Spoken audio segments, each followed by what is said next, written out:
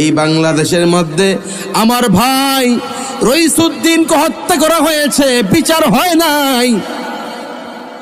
আবার দেখা যায় সামান্য চাউল চুরি করছে, তার বিচার হচ্ছে। কথা বলেন ঠিক কিনা? দুনিয়ার আদালতে ঘুষ চলে, আল্লাহর আদালতে কোনো ঘুষ চলে না, চলবেও।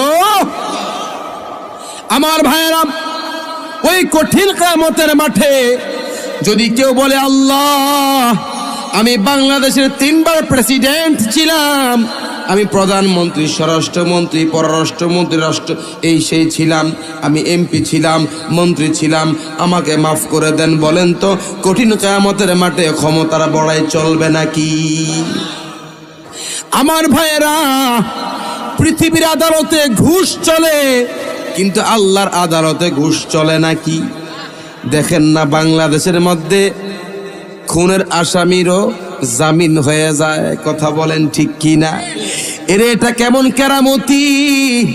আসামি বলে এটা টাকার কেরামতি। কিসের কেরামতি?